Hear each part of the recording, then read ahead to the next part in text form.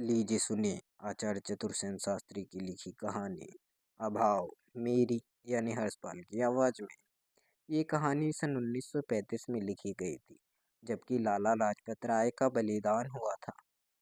कहानी में एक और देश की तत्कालिक अवस्था की झलक मिलती है, दूसरी ओर पंजाब केसरी के उज्जवल चरित्र की झांकी। प्रशांत ताराहीन रात्रि का गहरा अंधकार पृथ्वी पर छा रहा था। अमृतसर की प्रशस्त सड़कों पर मनुष्य का नाम न था। उसके दोनों पक्षों पर जलती हुई लालटेनों के खंभे निस्तंभित खड़े बहुत अशुभ मालूम हो रहे थे।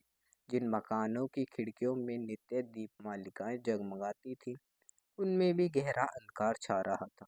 एक विशाल अट्टालिका में एक युवक बैठे अंधकार में दूर तक आकाश की ओर देख रहे थे। वे उस अभेद अंधकार में मानो कुछ देख रहे थे। उनका मन उन्हें सुदूर फ्रांस के युद्ध क्षेत्र में ले उड़ा था। चारों तरफ प्रचंड युद्ध की ज्वाला, तोपों का गर्जन, जहरीली गैसों की सरसराहट, पातों की चीत्कार, बम प्रताप की हाहाकार, मानो वे उस शून्य आकाश में जागृत से देख रहे थे। उन्हें सहस्त्रों मरणामुख व्यक्तियों में से सहसा एक अद्भुत मुख की आलोकित आभा दीख पड़ी, जो लाशों के ढेर में से सहायता के लिए संकेत कर रहा था। किस प्रकार प्राणों पर खेलकर वे उस सहायता को अग्रसर हुए थे, और किस प्रकार उस मुख के वीर स्वामी को उत्कृष्ट वीरता के उपलक्ष्य में विक्टोरिया क्रॉस मिला था। 1.5 वर्ष का पूर्व वह चित्र उनकी आंखों में घूम गया। वे एक हाय कर उठे। हाय, वही वीर पुरुष, वही सिंह नर, वही युवा, सुंदर युवा, जो कल मेरे साथ भोजन कर गए थे। अभी अभी कुछ घंटे प्रथम हंस रहे थे, जलियांवाला बाग में मुर्दा पड़े हैं। वह उनका एकमात्र 2.5 वर्ष का शिशु भी वहीं लहूलुहान पड़ा है। उसकी लाश उठाने का इस समय कोई प्रबंध नहीं। ओह हत्यारे डायर! युवक सिसकियां लेकर रोने लगे। रोते रोते ही धरती पर लेट गए। ट्रिन ट्रिन टेलीफोन चिल्ला उठा। युवक ने चौंक कर देखा, उठकर कहा, हेलो, आपका नाम? क्या आप डॉक्टर साहब हैं? मैं धनपत राय हूँ। जी कहिए। ओह, मेरी स्त्री के मरा बच्चा हुआ है। वह बेहोश है। कृपया कर अभी आइए, वरना उसके प्राण बहुत कठिन हैं। परंतु यह तो बहुत कठिन है। शहर में तो मार्शल लॉ हो रहा है। कोई इस समय घर से बाहर निकलेगा? जान किसे भारी है? यह डायर की आलमदारी है। परंतु डॉक्टर साहब, वह मर रही है। क्या आप भी मेरा साथ न देंगे? मैं आपका 20 वर्ष पुराना मित्र, सहपाठी और दुखी हूँ। युवक का माथा सिकुड़ गया। उसके होठ कांपने लगे। हेलो, जी हाँ। वहाँ ठंड हो रही है। स्त्रियों घर की स्त्रियों का रोना बंद करना मुझे कठिन हो रहा है। मैं आ रहा हूँ। डॉक्टर ने जल्दी से वस्त्र पहने और वे उस शून्य राजमार्ग में अपनी ही पदध्वनि से स्वयं चौंकते हुए चले। नाके पर पहुंचकर गोरे सर्जेंट ने बंदूक का कुंदा उनकी ओर घुमाकर कहा, कौन? उन्होंने निकट जाकर कहा, मैं हूँ, doctor major L.R. Kapoor, MD। मगर आप जा नहीं सकते। आप अपना पास दिखाइए। पास मेरे पास नहीं है। एक रोगड़ी मर रही है। मेरा कर्तव्य है कि मैं जाऊं। वेल, तुम कीड़े के माफ रेंकर जा सकता है। क्या कहा? कीड़े के माफक? यस, इस गली में इसी तरह जाना होगा। नीचे झुको। कदापि नहीं। मैं भी अफसर हूँ और नंबर 4 रेजिमेंट का कर्नल मेजर हूँ। मगर काला आदमी हो, इससे क्या? कीड़े के माफ रेंकर जामो, तुम हिंदुस्तानी? यह कहकर गोरा यमराज की तरह तनकर सम्मुख खड़ा हो गया। डॉक्टर ने क्रोध और वेदना से तड़पकर एक बार होठ चबा डाला, और फिर वह धैर्य धारण कर धरती पर लेट गए। उनके वस्त्र और शरीर गलील कीचड़ में लपलप हो गए। उन्हें पड़े ही पड़े पुकारा, लाला धनपत राय। धनपत राय ने द्वार खोलकर रोते रोते कहा, ओह, अब भी शायद बच गए। क्या आपको भी उन जालिमों ने कीड़े की तरह? धनपत राय डॉक्टर के पैरों में गिरकर रोने लगे। डॉक्टर ने कहा, धीरज। लाला धनपत राय, रोगी कहाँ है? रोगी बेहोश अवस्था में है।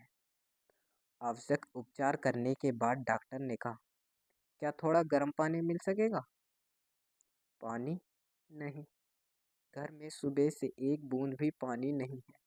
कुएं पर नीलरज गोरों का पहरा है, वे पानी नहीं भरने देते।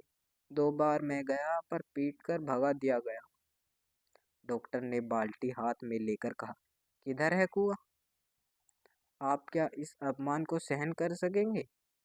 डॉक्टर चुपचाप चल दिए। कुएं पर उन्होंने जो ही कुएं में बाल्टी छोड़ी, त्यों ही एक गोरे ने लात मारकर कहा, साला, भाग जाओ। डॉक्टर साहब ने तान के एक घूंसा उसके मुंह पर दे मारा। क्षण भर में 4-5 पिशाचों ने बंदूक की कुंदनों से अकेले डॉक्टर को कुचलकर धरती पर डाल दिया। साहस करके डॉक्टर उठे और कीड़े की तरह रेंगते हुए गली के पार को चले और किसी तरह अपने घर के द्वार पर आकर वे फर्श पर पड़ गए। प्रभात हुआ। उनकी पत्नी ने आकर देखा, वे औंधे मुंह जमीन पर पड़े हैं। उसने उन्हें जगाया और उनकी इस दुर्व्यवस्था पर आश्चर्य प्रकट करते हुए संकेत से पूछा, क्या माजरा है? क्षण भर में घर मौजूद वहीं हो गया।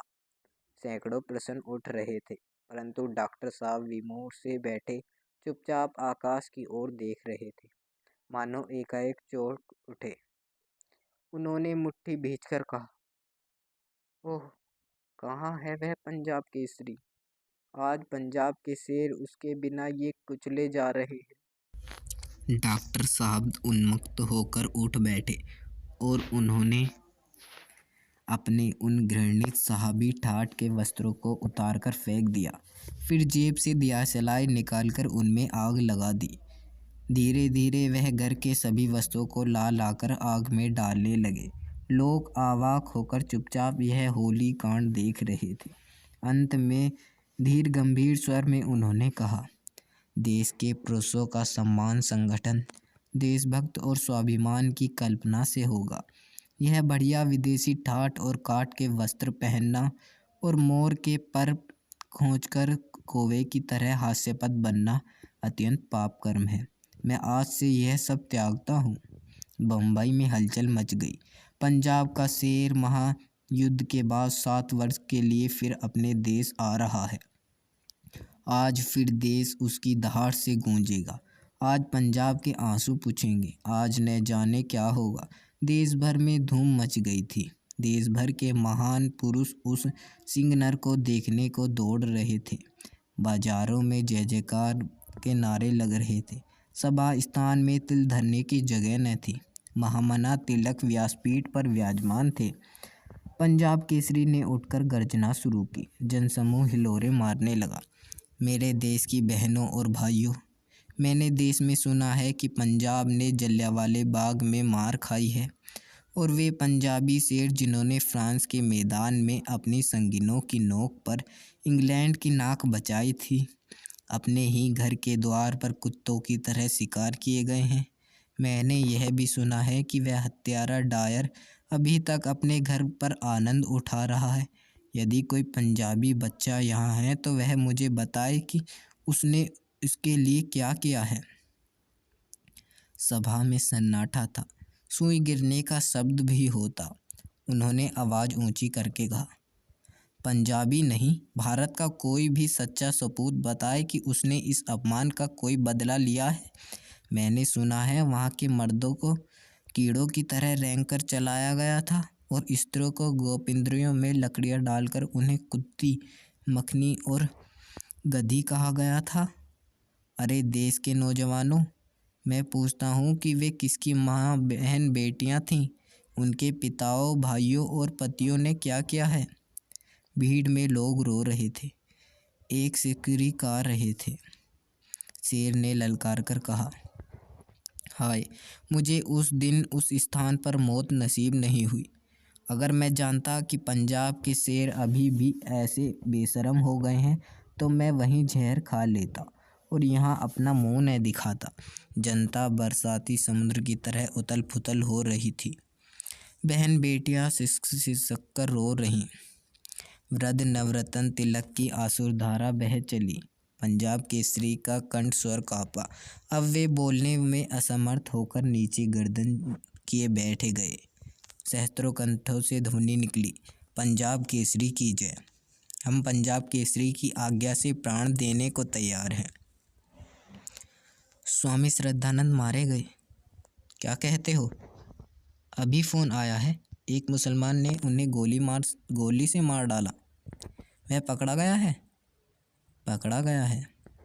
यह कहते कहते लाला लाजपत राय उठ खड़े हुए। इसी समय 3 भद्र पुरुषों ने प्रवेश करके समाचार की सत्यता बखान करके कहा, वहाँ जाने की चेष्टा न करें, मार्ग अशांत है, नगर में उपद्रव होने की आशंका है। लाला लाजपत राय धीरे धीरे बैठ गए। विषाद के स्थान पर उनके मुख पर एक हास्य रेखा और नेत्र में एक नई ज्योति का उदय हुआ। उन्होंने कहा, यह संभव ही नहीं कि मुझे यह मौत नसीब हो। मैं तो अब इतना बूढ़ा हो गया हूँ कि चाहे जब चुपचाप मौत धोखा दे जाए, कुछ उम्र से, कुछ रोग और कुछ कष्ट से। परंतु एक भद्र पुरुष ने कहा, लाला जी, आप तो अब उतने कष्ट में नहीं हैं। असेंबली में तो कुर्सियाँ गद्देदार हैं और उनमें बिजली के हीटर लगे होते हैं। लाला जी ने व्यंग को पीकर बोले, यह सब कुछ होने पर भी वैसा कुछ सुख नहीं है। यदि ऐसा न होता तो आपसे उधर जाने की आशा न थी। वह आपको शोभा देने के योग्य स्थान भी नहीं। आप वे पुरुष हैं जिनके नाम से गवर्नमेंट कांपती रहती थी। आप अब जब से उन गोल पिंजरे में बैठकर बोलते हैं तो वे ऐसा ज्ञात होता है कि कोई कुशल अभिनेता अभिनय कर रहा हो। लाला जी ने विदासपूर्ण दृष्टि से कहा, क्या सचमुच? भद्र पुरुष कुछ लज्जित हुए, परंतु लाला जी ने एक बार आकाश की ओर ताकते हुए कहा, हाय श्रद्धानंद, आज तुमने मुझे जीत लिया। क्या आपने सुना? रोज सुनता हूँ। आपने क्या इनका मुंह तोड़ उत्तर नहीं देंगे? नहीं, आप चुपचाप सब सुन लेंगे? हाँ, पर लोग मर्यादा से बाहर हो रहे हैं। क्या कहते हैं? कहते हैं आप वतन फरोश हैं, और आप देशघातक हैं, और आप कायर हैं, आराम तलब हैं, कष्ट नहीं सह सकते, और आप देश और देश के बदनसीबों से रुपये ऐंठते हैं। ओह, यहाँ तक? और आपके कारण पंजाब लज्जित है। केवल पंजाब ही ना, शुक्र है आर्य समाज आपको अपना सदस्य नहीं मानता। अच्छा, मैं कल ही त्यागपत्र भेज दूंगा। मद्रास औषधार के फंड में अब 1 रुपया भी नहीं है। ये लो चेकबुक, जो बैंक में है सभी भेज दो। सभी? हाँ, हैं कितना? 50-60 हज़ार होगा। आप क्या खाएंगे? तब क्या पंजाब के घरों में मुझे रोटी भी न मिलेगी? लाला जी ने एक हाथ से बिखेरा और एक मोती टप से गिराया। अभी उस दिन तो आप 1 लाख रुपए अनाथों के लिए और गढ़वारों के लिए दे चुके हैं। यह उस रकम से बचा हुआ माल है। अब आगे कैसे काम चलेगा? आगे देखा जाएगा, पर 1.5 लाख अस्पताल को भी तो आप दे चुके हैं, तो वह सब जायदाद के बेचने से ही हो जाएगा। लाला जी, आपके बाल बच्चे भी तो हैं। लाला जी ने कठिनता से आंसू रोककर कहा, मेरे बच्चों के लिए ही तो सब कुछ है। ओह लाला जी, आप वे स्वार्थी बताते हैं। ठीक ही है, आप देवता हैं। जी चाहे तो समझ लो, परंतु यह रुपया कल ही भिजवा देना। अब शरीर थक गया है, अपना काम संभाल लेना, और युवक का आगे बढ़ना उपयुक्त है। वे सोचते हैं कि अब मैं मतलब हो गया हूँ। सन्नाटा सा फैल गया। पंजाब की जान से जान निकल गई। इस शरीर ने कहा वह चैतन्यता थी आज। उसने नष्ट होने पर शरीर निर्जीव पड़ा रह गया। आज पंजाब का बच्चा बच्चा जानता है कि उस सिंह पुरुष का अभाव पूर्ण होना आश्चर्य नहीं, पंजाब के लाखों युवक मानो अनाथ हो गए। पंजाब की शोभा मारी गई। पंजाब का मानो सिर कट गया।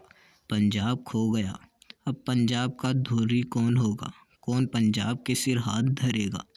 कौन पंजाब के अस्तित्व को कायम रखेगा? कौन पंजाब के बढ़ते हुए तूफान को शांत करेगा? आज पंजाब की आत्मा का अभाव है। आज पंजाब की लाश पड़ी हुई है। ओह, अब पंजाब का क्या होगा? अभी आप सुन रहे थे आचार्य चतुरसेन शास्त्री की लिखी कहानी अभाव। वाचन हर्षपाल का था।